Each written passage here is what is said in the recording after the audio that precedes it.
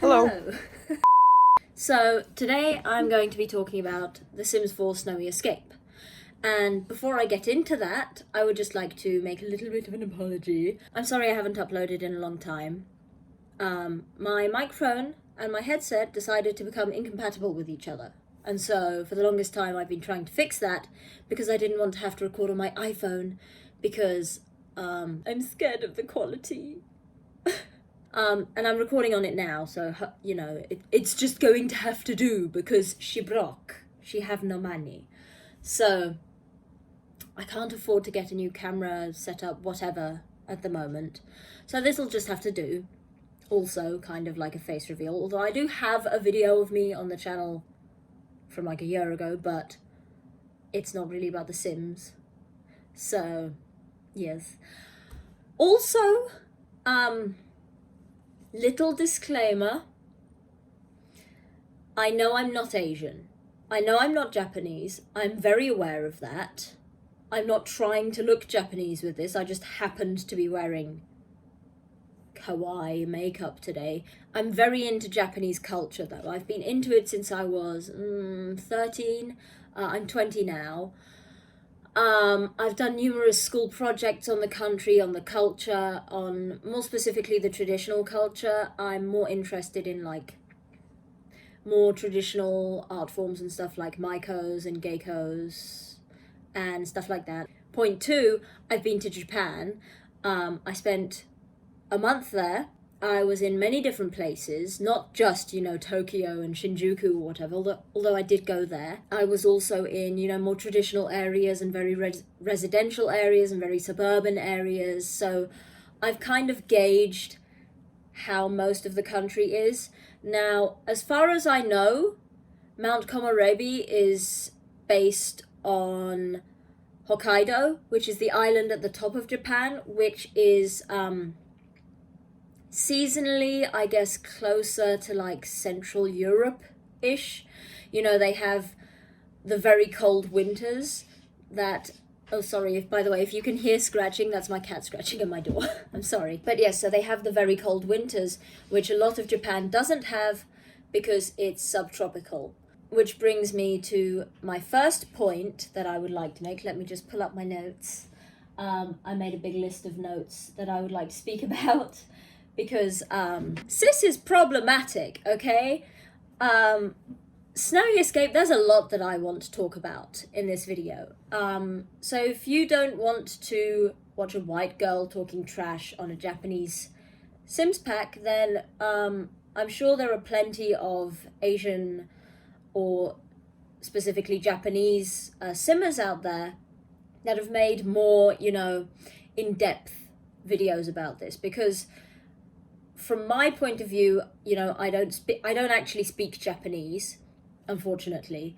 Try as I may, I'm not, you know, good enough at learning languages to teach myself it. So I'm having a hard time finding Japanese YouTubers that speak English that have spoken on this topic. So I thought, you know, I'd try and fill that niche, you know. Because unfortunately, a lot of the YouTubers that I've found that have been speaking about this pack are white and don't have experience with Japan. Also, a lot of them don't have experience with, you know, Asian cultures in general, which are vastly different to the cultures we have in the West. And that's also something I'm going to get into in this, because there are certain things that I feel haven't been handled well, if you know what I mean. I feel like EA tried, and then they reached a point where it would have taken, you know, an extra step of research, and then they decided, no, we'll go this far but no further. That's kind of the feeling I got. So I'm just gonna get into my list now. Okay, so as I'm launching my game now, I'm going to get into point one, which a lot of you might already be aware of if you follow any game changers for The Sims. All the lots were built by white people. Now, that is not innately a problem because white people can also master Japanese crafts. However, these people are not architects. They have not lived in Japan. They I'm assuming haven't been there for any lengthy periods of time. And I just get the feeling that, like, they maybe didn't put in enough extensive research about Japanese homes. For example, the starter home built by James Turner, which is called 243 Wakabamori. It's that little beige brown house. It has a flat roof. And now I live in a place where we have snow. We are a very seasonal country, and so we have hot summers and then very, very cold winters here. So I know that a flat roof in an area that can expect snow is not the smartest thing to do, especially not if it's just one floor like that. You know, if it's an apartment complex, what are you going to do? Put a one of those roofs. I'm sorry, I'm bilingual, so sometimes my English isn't great. Are you going to put one of those roofs on an apartment complex? No. So for apartment complexes, it makes sense. But for this little starter home, that doesn't make sense to me. So yes, that covers my first 2 points about that. Are there no Japanese game changers? Why are all the lots built by white people? And also, they're all built by people that don't experience snow. James Turner and Inaccuracies both live in Australia. Lil Simsy lives in Florida, and I've been to Florida. It's very hot there. You know, I can't picture the Florida Keys being covered in snow. And then the other person, I'm so sorry, I can't remember her name. I don't follow that many game changers, like, personally. I don't really actually watch that much Sims content on YouTube. I think she lives in California. You can fact check me if that's wrong, but my one friend, who I think is also an EA game changer, I'm not the famous one in the friendship, she said that the girl is from California. Anyway, so next up, why does the mountain seem permanently covered in snow? Even in the map view, it's permanently covered in snow. When Hokkaido itself is a seasonal place. You know, sure, it gets very cold in winters, but they still have summer there. And the mountain peaks might be permanently covered in snow, but like villages coming down, no, they have seasons. And it's just, I mean, I'll insert pictures of Hokkaido to prove my point, but I found that really perplexing.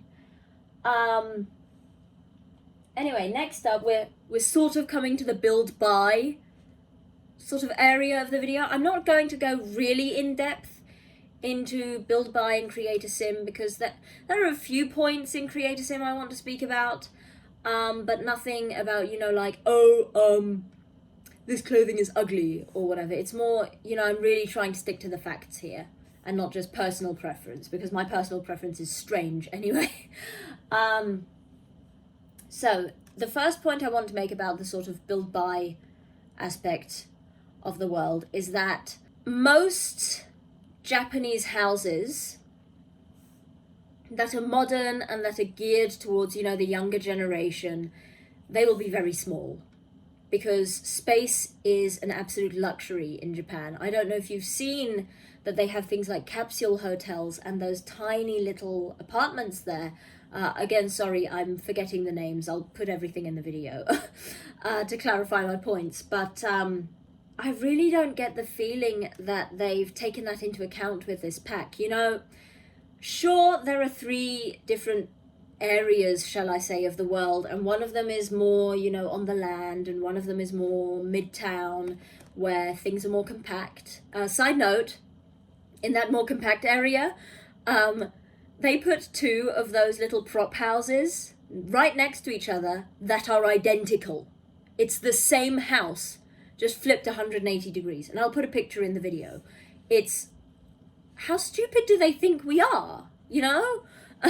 Anyway, if we take a look inside the one of the residential lots in that area, you can see that these are very spacious family homes, which is not, you know, the norm for young families like this. I mean, unless you are super wealthy and are into like really traditional stuff, or the house has been passed down through the generations, which can be the case. I mean, for example, in a lot of Japanese film, and in, stupid example, but in Ghibli movies, a lot of these families live in older houses that may have been passed down through the generations. So that does happen, but it is not necessarily the norm. The norm is that people live in like apartments or in more sort of suburban style places with those boxy looking houses that are very narrow and tall, instead of these huge spacious things where you can have a dojo and a kotatsu room and all of these things. And also the fact that they have these huge open plan kitchens is just unrealistic. I mean, Japanese kitchens are small and functional. You know, they stick to the bare necessities with them in most cases. And that brings me to my next point, which is about the stoves that come in this pack. There are 2 stoves as far as I know. One of them I don't understand, and the other one, credit where credit's due, is very realistic. There are 2 sort of common circumstances in Japan. In these very small apartment kitchens where space is hard to come by, a lot of the time the kitchen won't come with a built-in oven. So what a lot of the Japanese will do is they will buy one of those smaller ovens that you can put on your counter, just to save room, and because most of the time a large portion of Japanese, young adults are living alone. They have a declining birth rate because nobody's getting married anymore. So a lot of people are living alone. A lot of people are only serving food for themselves or when friends come over for them. Although a lot of the time they also eat out, For example, karaoke is a very popular activity there. But so yes, these little stoves are sort of the norm. Then there's also, full oven units that you can get. And that's the second oven that came in the pack that I'm very impressed with. They got that very accurate. They have the little sections, so not this huge oven in it, but 2 little shelf things. I'm sorry, my English, I'm so sorry. And then at the top there's a little, I don't think it's functional in game, but there's a little fish frying shelf, and you can pull it out, and it's like a grill rack, and it's specifically for frying fish because in Japan fish is a very common aspect of the diet. So yes, next up, the kotatsus. Now, I think it's cool that they incorporated kotatsus, and there are 2 different sizes, I believe. There's a 4-seater and a 6-seater. I think that's very cool. However, kotatsus are a seasonal thing, for the most part. You won't find someone in Japan's tropical summer sitting at a heated kotatsu. Mostly people there will have coffee table sized table that they will eat dinner at that doesn't have that heated blanket arrangement. And we didn't get that in the pack, and I really don't understand why, because they could have recycled the kotatsu, taken away the blanket, and you'd have a normal, coffee table for people to eat at. Then that kind of concludes the build buy section of the video. So that brings us now to the sort of creator sim-ish part of the video. First of all, little disclaimer. I'm obsessed with kimono. I don't know everything about it, but it is an art form, to me at least. And I think in Japan it's also kind of viewed as an art form, with painting the silk and the ways that they steam it, and the river drying, the river washing, and it's a whole thing. I might link a video in the description on how they, paint kimono and stuff. But kimono isn't the only traditional garb that's worn in Japan. There is also yukata, which is something that, for example, traditionally would have been worn in the onsen, in the bathhouses. It's also something that they wear in summer because it's made of cotton, whereas kimono is usually made of silk or something, you know, heavier. Not necessarily silk if it's not one of those ultra expensive ones. But yes, we got 2 kimono for girls. I think the one is a kimono. It looks too formal to be a yukata, but I'll get to that in a second. Anyway, and then for guys, we got what appears to be a yukata and a kimono. I'll be honest, I'm not impressed with the traditional clothes that came with this pack. I'm not impressed with the female uniform. The male uniform, spot on. They got a winter uniform down to the T there. I would have liked to have a summer alternative because the boys aren't necessarily walking around in their black jackets in the summer as well. It's very hot there. You know, I went to Japan in summer. It was 40 degrees on some days. So they would walk around in a short sleeve t-shirt, in a short sleeve shirt, and maybe carry their jacket or not even take their jacket with them or hang it in their locker at school, you know, something like that. But we only got the winter one, which was well done, but why did we only get the winter one? Then there's the girls' uniform, which I don't fully understand. First of all, I don't understand why we didn't get matching shoes for these uniforms, because traditionally they wear loafers with their shoes, you know, like brown loafers. I actually have a pair that I bought in Japan because I was in a seifuku phase at the time. I don't ask. But yes, I don't understand 100% why we only got that one uniform for girls with the brown jacket. I mean, I'm sure there are other swatches, but I just saw it in the catalogue and I immediately hated it. It works for some areas, but traditionally, the Japanese school uniform is more nautical than that. I mean, it's based off of the whole nautical sailor thing. I mean, if you look on the Wikipedia page about it, you'll see the same thing. It's a very common theme in Japanese girls' uniforms for them to be very nautical, you know, with the collar and with the knot at the front. I'm really sorry, I don't know the terms for any of this because, again, I speak too many languages for my own good. I don't just speak English, so sometimes I struggle with terminology. But anyway, the uniform we got, I felt, was almost a watered down representation of the conventional Japanese school uniform, because you'd think that, you know, they've gone so stereotypical with so much of the world, like with the temples and with how it looks outdoors and the main road kind of area that's not accessible because why would it be accessible, but that you can look at with, you know, the vending machines and things like that. Why wouldn't they go more conventional with the school uniform? It just doesn't make sense to me. And also, of course, we only get the one with the jacket. Why don't we get a summer version? There is summer in Hokkaido as well. Anyway, back to the kimono. I'm trying to think of a nice way to put it, but basically, I hate half the swatches. And I know I said I wasn't going to talk about personal opinion, but this is kind of an opinion also based on fact, because there are different types of kimono through Japan. They aren't just painted silks. There are also woven kimono and things like that. But these stark, stripy patterns on so many of them, why? Why would they do that and not something, you know, beautifully floral or like an embroidered kind of a pattern or something woven?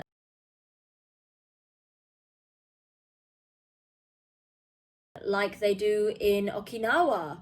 I don't understand the logic or the reasoning behind that, you know. So I really I did not like most of the kimono situation. And also the fact that the one kimono, the one that I think it's the one without the jacket, the robe, over it. First of all, extremely ill-fitting on Sims. You have to give your Sims a waist like this to make it not look, you know, lumpy around the chest area. I'll insert a clip, but it's really ugly looking, like, for lack of a better word. And also, the kimono we did get, there's only this, like, really pretty bow at the back, but that's not the only way that kimono obi bows are tied. You know, the obi can be tied in many different ways, and depending on the season, it can also be tied differently, because at certain festivals you'll tie it a different way to other festivals. And, you know, they played into that whole festival aspect. Why would they not give us more kimono and more yukata? And also, yukata is supposed to be a little bit more informal. So, like, what's up with that, you know? But yes, that kind of concludes the creator sim aspect of the pack. Next, moving on to sort of more gameplay-ish related stuff. First of all, and a lot of people are going to think this is strange, but in Japan, most onsen are split by gender. Now, there's a reason for this, and that is because most onsen is nude, fully naked. From the moment you're showering to the moment you step into the baths, you are naked, for the most part. You get like a little towel, as far as I know. I personally did not go to onsen, but I've researched them, I've watched videos on them. There are, of course, you know, like, more modern interpretations of onsen where it's like, you know, family resorts. Sophia Nygaard went to one with her husband Tyler. When they were in Japan, they went up this mountain and they went to one of those like family resort style ones where they had private ones and they had gender separated ones and they had like a big one, a communal pool kind of a situation that was not separated by gender. But there you wore, you know, swimwear. But that definitely isn't the conventional interpretation of the onsen.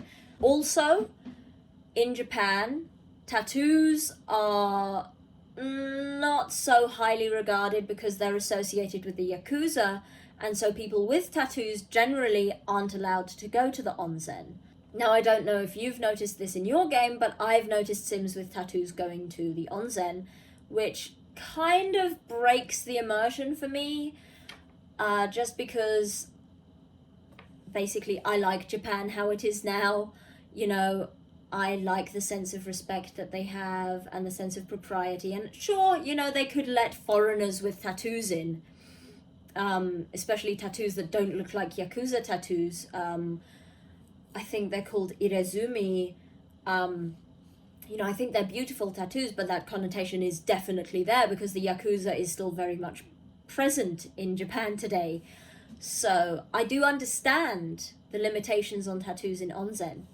But I think that a lot of foreigners don't know about that because it's not commonly spoken about. It's not a commonly discussed topic. So yes, for the onsen, that's pretty much what I wanted to say. Next up, what's the deal with Sims rebelling against the no shoe signs? I was watching a video by Pleasant Sims. I think that's her handle, Pleasant Sims. I really love her channel. She's one of the few simmers that I actually watch because she's very critical. But she's American and she doesn't have as much experience with Japan as, say, a Japanese person, which is totally fine. But I noticed in her game that the family with the white mum, she was playing as them, the son came indoors and he didn't take his shoes off. Now, I have a problem with that because the taking off of shoes in houses is so ingrained in Japanese culture that it's a no-brainer. It's like us waking up in the morning and brushing our teeth. You know, you don't think about it. You don't think twice. You just do it. And I mean, sure, for example, if you walk into your house and you see someone lying dead on the floor, obviously you'll run over to them before you take your shoes off. But generally speaking, people just take their shoes off. And children of that age, their parents might tell them, take your shoes off and then, you know, come inside or something like that. So I found that strange. And then he got a moodlet from it, and you know. Next up, I want to speak about the salaryman career. Now, I don't like this. I don't like this at all. The reason I don't like this is because, to me, it comes across as almost like segregation, in the sense that there's already a business career in The Sims 4, right? People can already join sort of the corporate world in a generic business career. That is the exact same thing as being a salaryman in Japan. They are also businessmen. Why do they get some strange other title just because it's Japanese? That's it. It strikes a chord with me in a funny way, and I don't like it. It's icky to me, you know? Next is a bit of a, I guess, a little bit of a niche point, and maybe not so relevant to a lot of people. But I don't understand why we didn't get a new radio station with this world.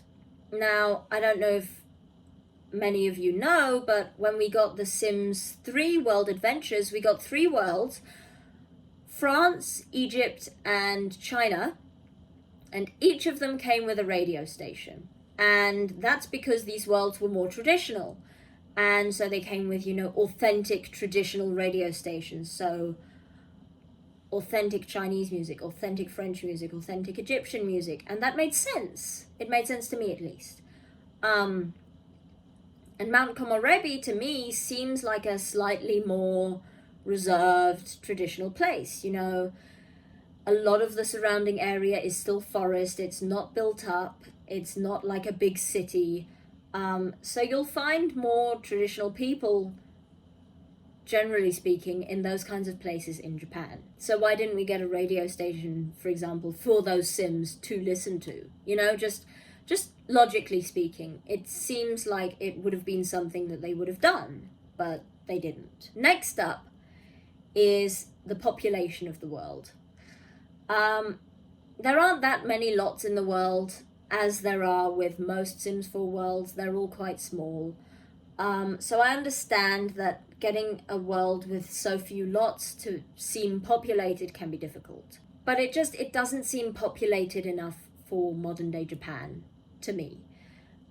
Even when I was in Kyoto, which is not as built up everywhere as Tokyo, there were people buzzing about. I mean, sure, not in really residential areas where there was like no commerce at all. It was just houses and maybe schools. There you would maybe not necessarily find people during the day because they'd be at work or at school. But definitely in the evenings, people were everywhere. Especially in the summer. And I started my game, to research for this video, I started my game in the summer because I thought, you know, basically, why not? I always start my games in summer. And there were like no Sims around. There were more cars on the road than Sims on the streets. And that brings me to my next point, the cars. Why are there pickup trucks in this world? Pickup trucks are not Japanese, like at all. You might find a pickup truck being used to, for example, to tow cars or by electricians, or, you know, those kinds of careers where you need to carry a lot of stuff from one place to the next to perform your job. But generally speaking, the Japanese don't drive pickup trucks. They drive compact cars, you know, names like Mitsubishi, Suzuki, very common. And that stereotype of the square car, although it's a stereotype, I saw a lot of square cars in Japan. I never once saw a pickup truck just being used by like a family. I never, ever saw a pickup truck like that, ever. So that just instantly, I hated it. Just like this. So this video is mainly negative points, But I would also like to add a positive point at the end that I like the name that they gave the world, Komorebi, because that's an actual word in Japanese. I think Lazy Game Reviews mentioned it in his video. It means the sunlight peeking through the trees. That was bad English, but whatever. That's what it means. And it's a word for that in Japanese. And I think that that's beautiful. So I do think that they did a good job with that. Do I think they did a good job with a lot of other things? Absolutely not. Would I recommend buying this pack? Yes and no.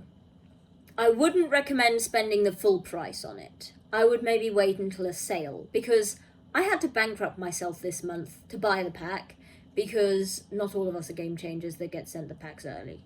And I got a weird feeling spending that amount of money on something I knew I was going to be disappointed in. But I had to buy it to make this video because I wanted to do, a genuine review with research to back me up and also experience playing the game. I didn't just want to watch other people's videos and say, oh, based on this video I saw, this happened. But one thing based on a video I saw, also Pleasant Sim's video, is when her Sims children went to school, I didn't see them switch into their uniforms. They just went away in whatever they were wearing at the time. I think it was their skiing wear. I found that a little bit strange because I vaguely remember EA saying, or someone saying at some point, oh yes, the Sims would be wearing uniforms to go to school in this world, or there would be some setting you could do to do that. But then her Sims didn't wear their uniforms to school, which confused me. But yes, that basically concludes my list of things I hate about The Sims 4 Snowy Escape. If I forgot anything, please let me know in the comments below. Let's get a conversation going. If there's something you hate, if there's something you love, if there's something you disagree with on this list, please let me know. I'm very curious to know what you think. My social media links will, I don't know, be in the description or whatever. I'm not the most active person on social media, but I did recently start a TikTok. I'm trying to figure out how it works. So I guess that's the place to find me, because I'm just never on Instagram. Or Twitter. So, I suggest maybe going to check out my TikTok if you want to get in touch or whatever. Anyway, bye.